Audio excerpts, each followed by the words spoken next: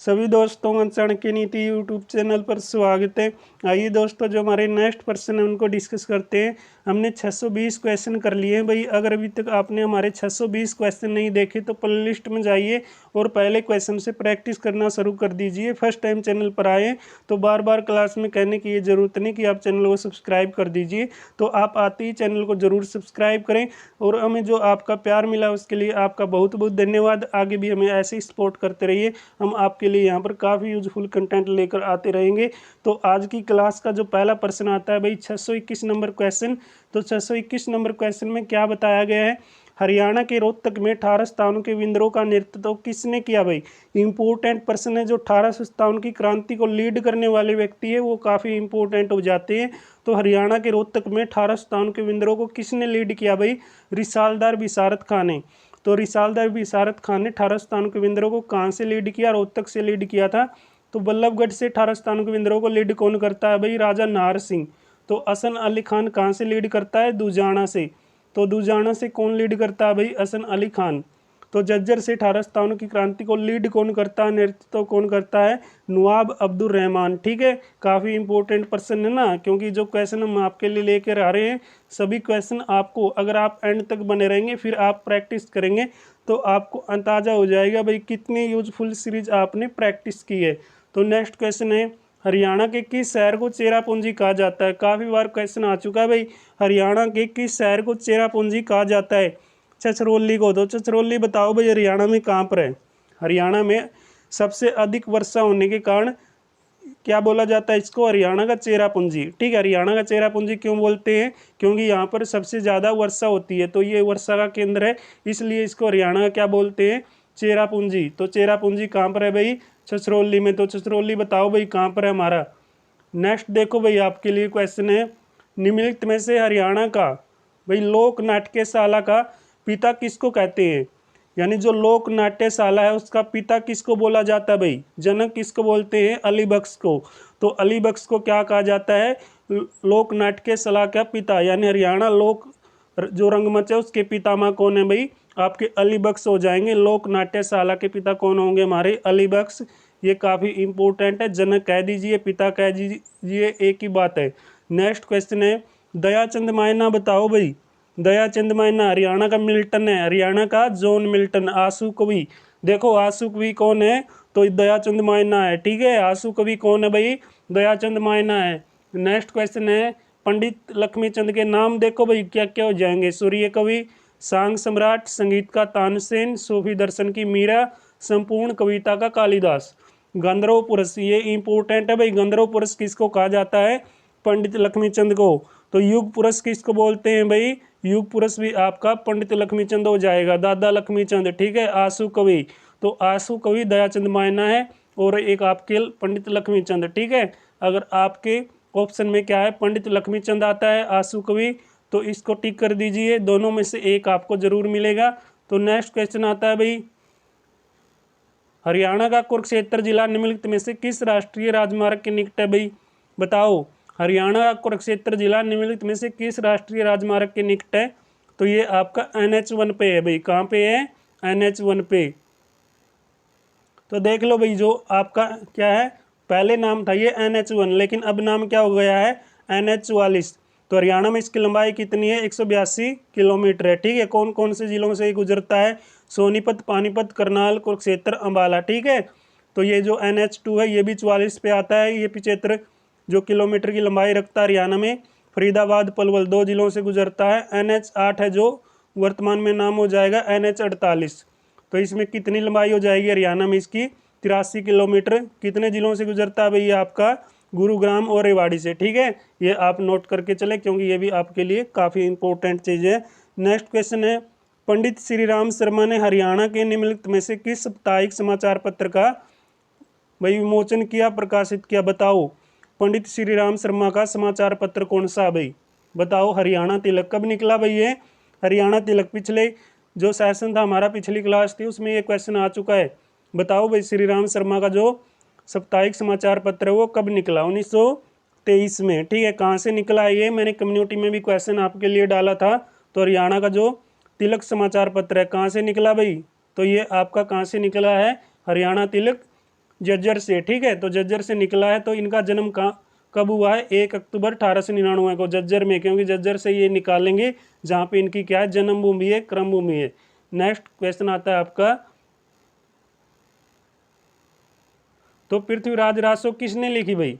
बताओ। किसने? चंद्र बरदाई ने या चांद बरदाई, बात एक ही है।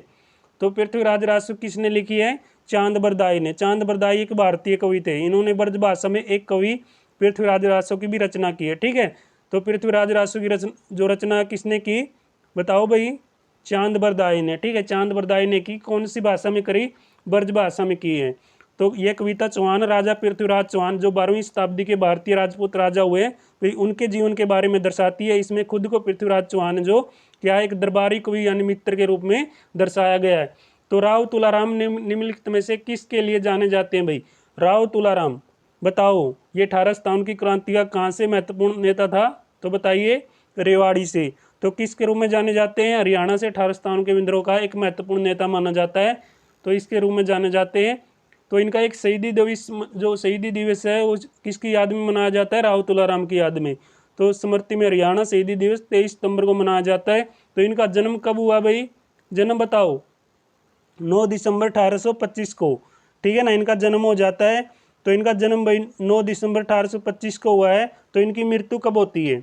मृत्यु बताओ। 23 सितंबर 1863 को। इसलिए इनकी स्मृति में, इनकी याद में हरियाणा में 23 सितंबर को शहीदी दिवस मनाया जाता है। तो राव तुलाराम हरियाणा राज्य में किसके नाम से जाने गए? राजनायक, ठीक है। तो राज जो नायक है वो क्या हो जाएंगे? राव तुलाराम, ठीक है। ये क्वेश्चन आप नोट करके चलें, क्योंकि ये क्वेश्चन आपके लिए नया हो सकता है। हरियाणा के राजनायक कौन है भाई? राव तुलाराम है, ठीक है। नेक्स्ट क्वेश्चन है, निम्नलिखित में से हरियाणा में जहाजी साहिब के नाम से कौन जाना जाता है भाई? हरियाणा के अंदर जहाजी साहिब के नाम से बताओ कौन जाना जाएगा? तो बताओ जॉर्ज थॉमस। तो जॉर्ज थॉमस कहाँ से आया? आयरलैंड से आया, ठीक है। ये क्या था? एक आयरिश शासक था, यानी आयरलैंड से आया। तो नेक्स्ट क्वेश्चन आता है दोस्तों, हरियाणा का निम्नलिखित में से कौन सा जिला बाउल ऑफ हरियाणा के नाम से जाना जाता है? तो बाउल ऑफ हरियाणा किसको बोलते हैं? जींद को। तो जींद को क्या क्या कहा जाता है भाई? दूध नगरी, ठीक है। दूध नगरी। और क्या बोलते हैं इसको? बताइए नीचे कमेंट बॉक्स में। मैंने बता दिया दूध नगरी कौन सी है? जींद है। बाउल ऑफ हरियाणा कौन सा है? जींद है। तो हरियाणा का दान का कटोरा बताओ। करनाल है। हरियाणा में सर्वाधिक दान की किस्म कैथल में कितनी प्रकार की है भाई? अगर आपने पढ़ा है 48 प्रकार की है या 45 प्रकार की या 44 प्रकार की, बताइए। सबसे ज़्यादा हरियाणा में जो दान की किस्में कहाँ पर पाई जाती है? कैथल में। तो कितने प्रकार की पाई जाती है? बताइए भाई। सबसे उन्नत किस्म का बासमती धान कहाँ पे होता है? तरावड़ी। तरावड़ी कहाँ पर है? करनाल में। चावल निकालने की सर्वाधिक मिलें कहाँ पे है? कैथल में। तो हरियाणा में सर्वाधिक चावल का निर्यात कहाँ से? कैथल से। चावल निर्यात में देश का हरियाणा में स्थान कौन सा है भाई? चौथा है, ठीक है ना, 4th स्थान है। हरियाणा में नौरंगाबाद टिला किसके निकट है भाई? भिवानी के। तो नौरंगाबाद कहाँ पर आता है? भिवानी में आता है, ठीक है। बाबा खेड़े वाला का मेला कहाँ पे लगता है? भिवानी में लगता है। कौन से दिन? रक्षाबंधन के दिन, ठीक है। ये क्वेश्चन पिछले सेट में आ चुका है। तो हरियाणा के पहले राज्य कवि बताओ कौन है भाई? उदय भानुवंश। कहाँ से थे ये?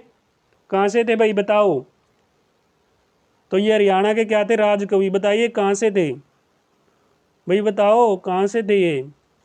बताओ यार। सामने जन्म दिया गया, मृत्यु दी गई है, इतना नहीं बता सकते?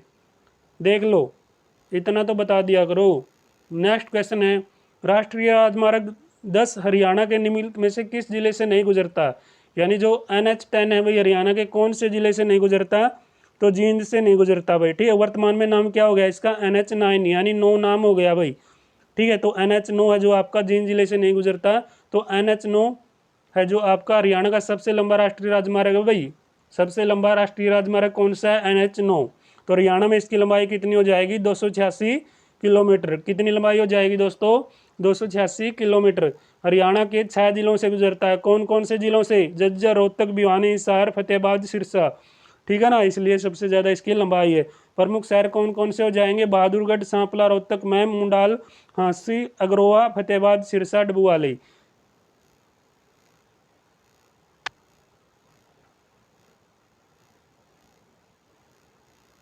633 नंबर क्वेश्चन आ गया, हरियाणा के निम्नलिखित में से जो जिले बताए गए कौन सा जिला है भाई जो दिल्ली से साझा अपनी सीमा करता है। कौन सा जिला करता है? झज्जर, ठीक है ना, दिल्ली से पूर्व दक्षिण पूर्व में, ठीक है। हरियाणा के 4 जिले दिल्ली के साथ सीमा बनाते हैं। कौन कौन से भाई? हरियाणा में दिल्ली को 3 ओर से घेरे हुआ, सिर्फ किसको छोड़ के? पूर्व को छोड़कर, पूर्व दिशा को छोड़कर हरियाणा दिल्ली को कितनी दिशाओं से घेरे हुआ है? 3 दिशाओं से। तो हरियाणा सोनीपत, झज्जर, गुरुग्राम, फरीदाबाद, ठीक है, ये 3 जिले क्या है? दिल्ली के साथ सीमा अटैच करते हैं। कितने जिले? 4 जिले हैं दोस्तों, सॉरी, कितने जिले हैं? 4 जिले। कौन कौन से हैं? सोनीपत, झज्जर, गुरुग्राम, फरीदाबाद। कितने जिलों की सीमा अटैच होती है? 4 जिलों की सीमा अटैच होती है दिल्ली के साथ, ठीक है। सबसे लंबी सीमा कौन से जिले की होगी? गुरुग्राम की। और सबसे छोटी सीमा फरीदाबाद की। दिल्ली की सीमा पर बड़ा जिला कौन सा हो जाएगा? सोनीपत हो जाएगा। दिल्ली की सीमा पर छोटा जिला कौन सा हो जाएगा? फरीदाबाद। नोट कर लेना भाई, आपको पता होगा 4 जिले सीमा बनाते हैं, लेकिन ये पता आपको नहीं मिलेगा कि कौन सी जो जिला है किसकी सबसे लंबी सीमा बनती है और कौन से जिले की सबसे छोटी सीमा बनती है, कौन सा सबसे बड़ा जिला है जो दिल्ली के साथ सीमा बनाता है, कौन सा छोटा जिला दिल्ली के साथ सीमा बनाता है, ये आप नोट करके चलेंगे, ठीक है। तो हरियाणा में सबसे लंबी सीमा बनाएगा गुरुग्राम, सबसे छोटी सीमा बनाएगा फरीदाबाद, और सबसे बड़ा जिला हो जाएगा दिल्ली के साथ सोनीपत। दिल्ली के साथ सबसे छोटा जिला हो जाएगा फरीदाबाद, फ्री हो जाएगा, ठीक है। तो नेक्स्ट जिला भाई, दिल्ली की सीमा के निकट जिला मुख्यालय बताओ किसका हो जाएगा? तो गुरुग्राम का हो जाएगा भाई। किसका हो जाएगा? गुरुग्राम का। दिल्ली की सीमा के दूर जिला मुख्यालय बताओ? झज्जर का हो जाएगा, ठीक है ना। हरियाणा के 4 जिले हैं जो दिल्ली के साथ सीमा बनाते हैं। दिल्ली को हरियाणा कितनी ओर से घेरा हुआ है? 3 ओर से, पूर्व को छोड़कर। तो पंचकुला ट्राई सिटी के नाम से जाना जाता है भाई। पंचकुला में ट्राई सिटी में शामिल है ये। हरियाणा का सबसे उत्तरी जिला बताओ भाई? पंचकुला। तो पंचकुला का कौन सा गाँव हरियाणा का भाई? ये उत्तरी गाँव हो जाएगा शाहपुर गाँव, ठीक है। हरियाणा का सबसे दक्षिणी जिला नू। तो नू के अंदर कौन सा गाँव आता है भाई? तो दोवा गाँव आता है। हरियाणा का सबसे पश्चिमी जिला सिरसा। सिरसा में कौन सा गाँव आता है? चौटाला गाँव। हरियाणा का सबसे पूर्वी जिला कौन सा हो जाएगा? यमुनानगर। यमुनानगर का कौन सा गाँव आता है? तो ये आपका ताजे वाला गाँव आता है। पानीपत की तीसरी लड़ाई किसके बीच लड़ी गई? पानीपत की तीसरी लड़ाई बताओ भाई? अरे अहमद शाह अब्दाली और मराठों के बीच लड़ी गई थी यार, 14 जनवरी 1761 को। किसकी जीत होती है? बाबर की। सॉरी दोस्तों, किसकी जीत हो है बताओ? तो किसकी जीत हो है? बता दो यार। अहमद शाह अब्दाली और मराठों के बीच किसकी हो है? अहमद शाह अब्दाली की, ठीक है। मराठे हार जाते हैं। हरियाणा में हिसार फिरोजा क्या है भाई? किला है। क्या है भाई? हिसार फिरोजा किला है, ठीक है ना। देख लो कितना अच्छा प्रश्न है। हरियाणा में हिसार फिरोजा क्या है? किला है, ठीक है ना। ये किला किसने बनाया भाई? फिरोज शाह तुगलक ने बनाया है, ठीक है। किसने बनाया? फिरोज शाह तुगलक ने। फारसी भाषा में हिसार का अर्थ क्या हो जाएगा? किला है। ये क्वेश्चन पूछा गया है फारसी भाषा में, जो हिसार का अर्थ बताइए क्या है? किला है। कौन सी भाषा में है? फारसी भाषा में।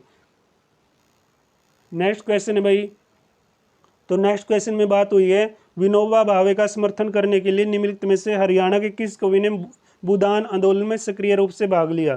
तो किसने भाई विनोबा भावे का समर्थन किया था और हरियाणा की ओर से भूदान आंदोलन में सक्रिय हुए?